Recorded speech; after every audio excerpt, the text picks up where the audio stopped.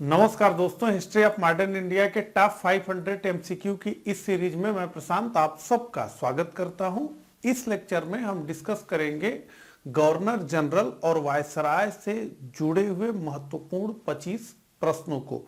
इस सीरीज का ये मेरा छठा लेक्चर होगा। इससे पहले इस सीरीज के 5 लेक्चर ऑलरेडी इस चैनल पे अपलोड किए जा चुके हैं। अभी तक अगर आपने उन्हें ना देखा हो तो आप इस चैनल पे जाकर के उन्हें देख सकते हैं। तो चलिए ज्यादा समय न लेते हुए हम इस लेक्चर की शुरुआत करते हैं। तो अब पहला प्रश्न आपके स्क्रीन पे दिख रहा है। मेरे साथ इन प्रश्नों को पढ़ते हुए अपना उत्तर कमेंट बॉक्स में लिखते हुए आप आगे बढ़ेंगे, ऐसी आप सभी से उम्मीद है। तो चलिए पहले प्रश्न को पढ़ते हैं। बंगाल का प्रथम गवर्नर जनरल कौन था? Lord Clive, Warren Hastings, Lord John Shore और लॉर्ड कार्नवालिस। ABCD में से निश्चित रूप से हमारा उत्तर है वारेन हेस्टिंग। तो बंगाल का प्रथम गवर्नर जनरल वारेन हेस्टिंग था। तो अब जो है हम पूरे इस टर्मिनोलॉजी को समझना चाहेंगे। ये जो नामावली रही है इसको समझना चाहेंगे। कब किस नामावली का प्रयोग किया गया ब्रिटिश भारत में, उसे समझना चाहेंगे। बहुत तरह के प्रश्न इससे पूछे जाते हैं। एक बार में ये कॉन्सेप्ट आपका क्लियर हो जाएगा, ठीक है। तो देखिए 1773 के रेगुलेटिंग एक्ट ने पहली बार बंगाल का जो गवर्नर था उसे बंगाल का गवर्नर जनरल बना दिया। तो बंगाल का गवर्नर 1773 के रेगुलेटिंग एक्ट के माध्यम से क्या हो गया? बंगाल का गवर्नर जनरल हो गया और ब्रिटिश भारत में वो सर्वोच्च पदाधिकारी हो गया। यानी कि मद्रास प्रेसिडेंसी के गवर्नर जो थे और जो बंबई प्रेसिडेंसी के गवर्नर थे वो उसके अधीन हो गए। पहले क्या था 1773 के रेगुलेटिंग एक्ट से पहले कि ये जो मद्रास प्रेसिडेंसी का गवर्नर था, बंबई प्रेसिडेंसी का गवर्नर था और बंगाल प्रेसिडेंसी का गवर्नर था, ये तीनों एक बराबर थे। इनके पास एक समान शक्तियां थी और इन्हें कंट्रोल करने वाली जो अथॉरिटी थी वो थी असल में बोर्ड ऑफ डायरेक्टर, जो कि लंदन में थे। लेकिन अब यह निश्चित कर दिया गया 1773 के रेगुलेटिंग एक्ट से कि भैया भारत में सर्वोच्च ब्रिटिश प्राधिकारी अगर कोई है तो वो बंगाल का गवर्नर है, जिसे अब कहा जाएगा बंगाल का गवर्नर जनरल। और मद्रास प्रेसिडेंसी और जो बंबई प्रेसिडेंसी है वो अब बंगाल प्रेसिडेंसी के अधीन होंगी, उससे नीचे होंगी, ठीक है। ये नामावली कब तक चली? तो ये 1773 से लेकर के 1833 तक चली। और क्या नामावली थी? बंगाल के गवर्नर जनरल। किस एक्ट के माध्यम से यह हुआ? तो 1773 का रेगुलेटिंग एक्ट। प्रथम कौन व्यक्ति था जो बंगाल का गवर्नर जनरल बना? वो था वारेन हेस्टिंग। तो 1773 के रेगुलेटिंग एक्ट से जो एकीकरण की शुरुआत हुई, जो केंद्रीयकरण की शुरुआत हुई, वो 1833 में अपनी चरम पराकाष्ठा पे पहुंची। फिर क्या हुआ?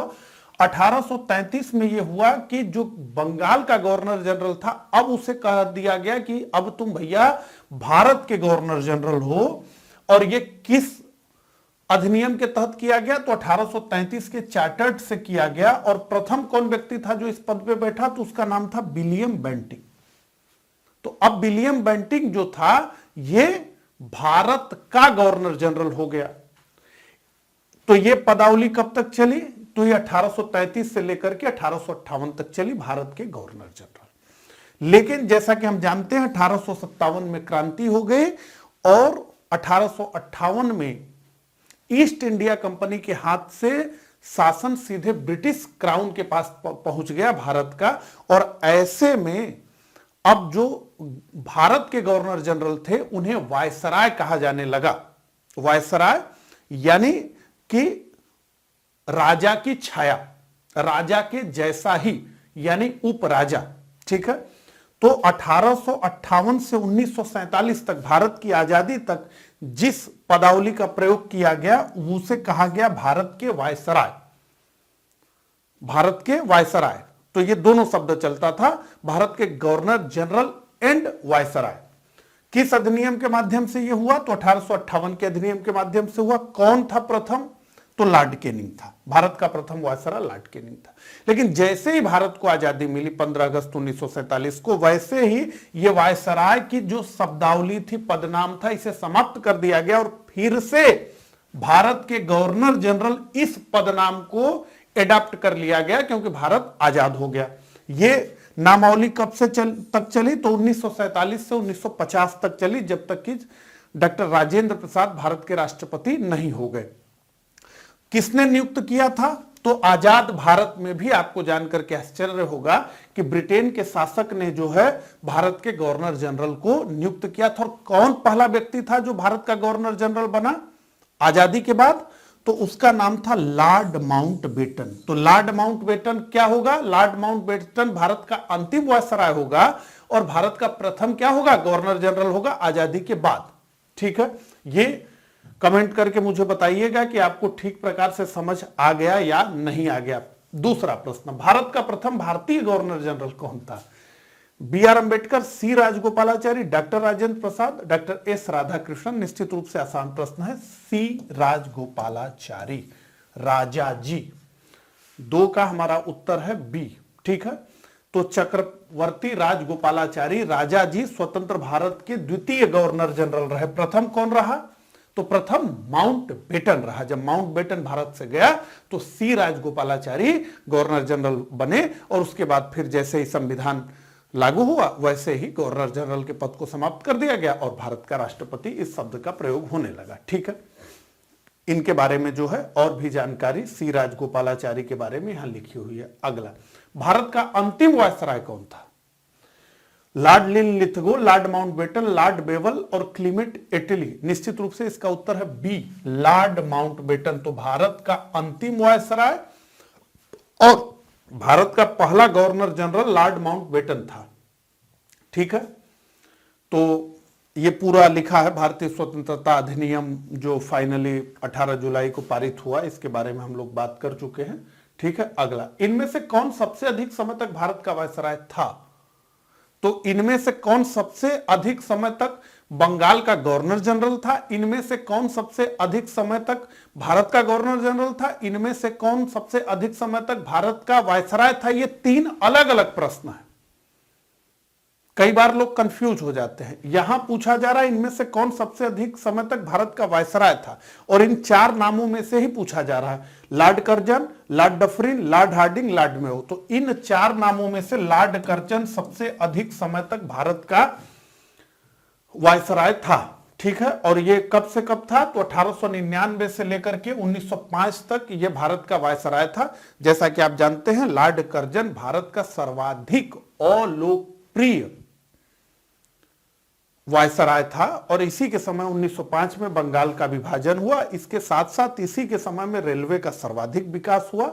लेकिन अगर हम इन 4 ऑप्शंस को हटा दें और सब वायसरायों की बात करें तो लॉर्ड लिनलिथगो जो सेकेंड वर्ल्ड वॉर के समय भारत का वायसराय था 1936-1944, ये सबसे लंबे समय तक वायसराय रहा भारत का। तो अब कमेंट बॉक्स में आपको बताना है कि सबसे लंबे समय तक भारत का गवर्नर जनरल कौन रहा, सबसे लंबे समय तक बंगाल का गवर्नर जनरल कौन रहा।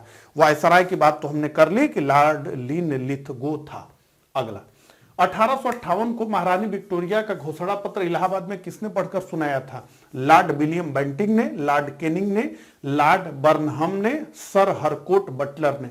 निश्चित रूप से इसका उत्तर हमारा है बी, लॉर्ड केनिंग ने महारानी विक्टोरिया की घोषणा को इलाहाबाद में पढ़ करके सुनाया था। 1 नवंबर 1858 को इलाहाबाद में एक दरबार आयोजित किया गया और वहीं पर इन्होंने ये सुनाया। क्या कहा गया इस उद्घोषणा में? मोटे तौर पे तो कहा गया कि ईस्ट इंडिया कंपनी के शासन का अधिकार ब्रिटिश सम्राट को दे दिया जाए, भारत में ब्रिटिश साम्राज्य के विस्तार पर रोक लगा दी गई, राजाओं को उनके उत्तराधिकारी गोद लेने की मान्यता दी गई जो डलहौजी ने छीन लिया था, लोगों के धार्मिक मामलों में हस्तक्षेप न करने की नीति को अपनाया गया। अगला, लॉर्ड कार्नवालिस की कब्र कहां पर स्थित है? गाजीपुर में है, बलिया में है, वाराणसी में है, गोरखपुर में है। ABCD में से निश्चित रूप से लॉर्ड कार्नवालिस की जो कब्र है वो गाजीपुर में है। तो 1805 में इसकी मृत्यु हुई और गाजीपुर में इसकी कब्र जो है बनाया गया। ये 1786 से लेकर के 1793 तक बंगाल का गवर्नर जनरल था और बहुत सारे काम लॉर्ड कार्नवालिस ने किए हैं, जानते ही हैं आप कार्नवालिस कोड। तो भारत में अस्थायी बंदोबस्त, पुलिस व्यवस्था एवं सिविल सेवा के प्रवर्तक के रूप में इसे जाना जाता है। इसने कर एवं न्याय प्रशासन को पृथक पृथक किया। इसकी मृत्यु 5 अक्टूबर 1805 को गाजीपुर उत्तर प्रदेश में हुई। यहीं पर इसकी कब्र स्थित है। अगला, जब नेपोलियन की शक्ति के सामने यूरोप के साम्राज्य धाराशाही हो रहे थे, तब किस गवर्नर जनरल ने भारत में ब्रिटिश पताका फहराए रखी? A Lord Dalhousie, B Lord Cornwallis, C Lord Wellesley और डी लॉर्ड हेस्टिंग। तो निश्चित रूप से जब नेपोलियन के सामने यूरोप के साम्राज्य धाराशाही हो रहे थे, तब लॉर्ड बेलेजली ने भारत में ब्रिटिश पताका फहराए रखी। चाहे चतुर्थ आंग्ल मैसूर युद्ध रहा हो, चाहे सेकेंड एंग्लो मराठा वार रहा हो, ठीक है। और सहायक संधि का प्रयोग भी इसी ने किया। अगला, किस वायसराय की हत्या अंडमान एवं निकोबार द्वीप समूह में एक दंडित अपराधी द्वारा की गई थी? ये एक बेहद महत्वपूर्ण घटना है ब्रिटिश भारतीय इतिहास में कि वायसराय की ही हत्या कर दी गई। Lord Curzon, Lord Ripon, Lord Mayo, Lord Minto. ABCD में से निश्चित रूप से हमारा उत्तर है लॉर्ड मेयो की हत्या जो है अंडमान एवं निकोबार में कर दी गई। तो एकमात्र ऐसा ये वायसराय था जिसकी भारत में हत्या कर दी गई। किसने किया? अफगानी एक व्यक्ति था शेर अली, उसी ने जो है इनको चाकू मार दिया, ठीक है। लॉर्ड मेयो के काल में कृषि विभाग की स्थापना हुई और सबसे महत्वपूर्ण प्रथम जनगणना 1872 में इसी के काल में हुई और इसी के नाम पे जो राजकुमारों का कॉलेज है, मेयो कॉलेज, कहां पर है कमेंट बॉक्स में बताइएगा, वो बना है। अगला, आंग्ल नेपाल युद्ध किसके शासनकाल में हुआ?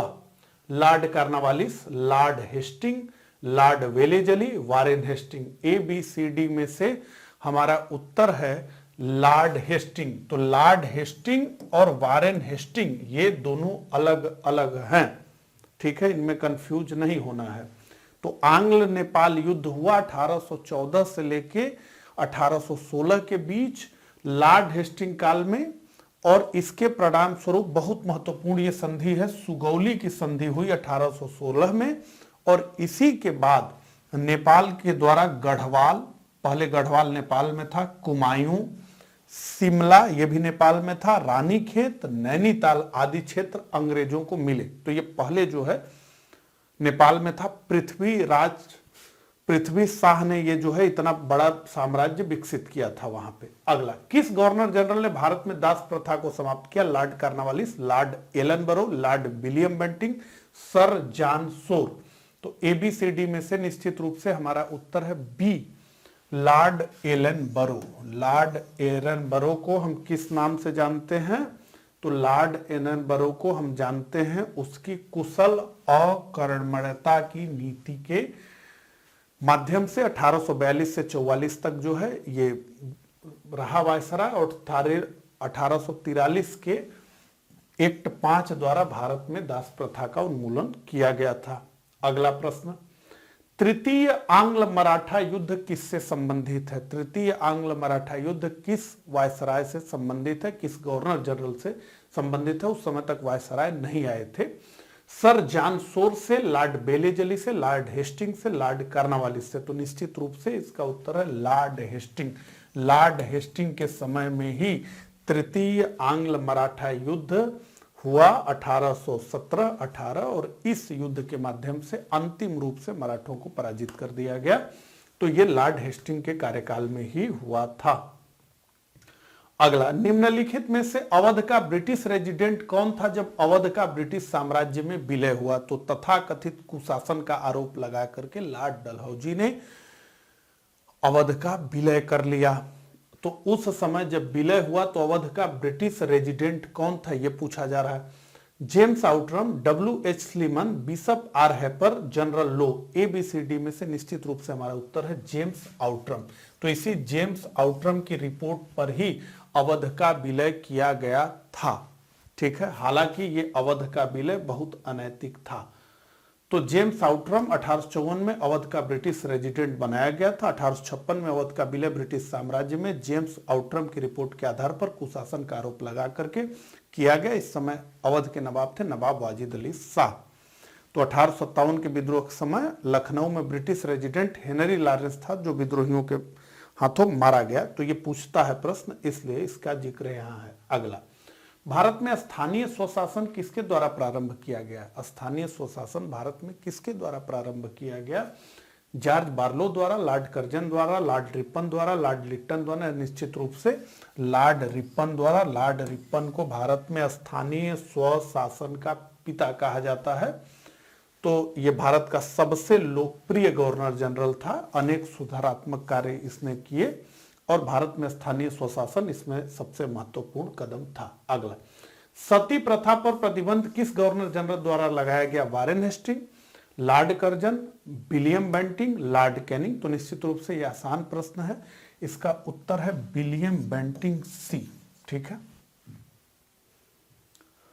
तो भारत का प्रथम गवर्नर जनरल विलियम बेंटिंग 1828-35 के समय में सती प्रथा को प्रतिबंधित कर दिया गया।